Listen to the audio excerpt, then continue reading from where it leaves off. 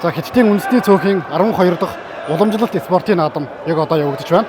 За өнөөдөр болохоор Г гэдэг нэртэй ийм үндэсний бүх юм барилдаан болж байна.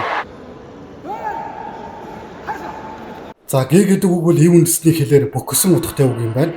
Энэхүү барилдаан нь бүс бүслээ золгооны барьцнаас барилддаг. Барьцаа тавьж болохгүй. 3 удаа барьцаа алдвал унс нь тооцдог. За мөн өвдөг болон гар газар хүрэх юм бол унс нь тооцдог дүрмтэй ачаа.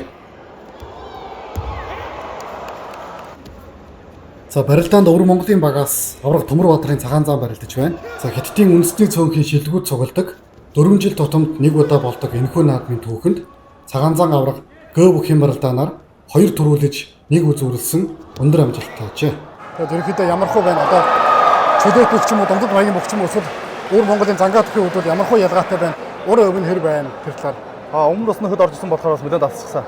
Бас гарч ирэх бас нэг сар 2 сарын өмнө бас нэг бэлтгэл хийгээд.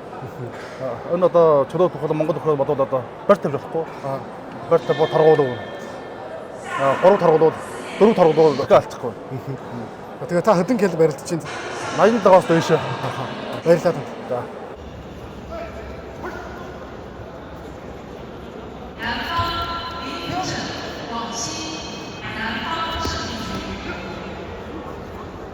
За ураг хүч авхаал цамбаагаа сорон барилдаж буй бөхчүүд өнөөдөр хэсгийн барилдаанаа эхлүүлсэн бол барилдаан 4 өдрийн турш үргэлжлэх болно.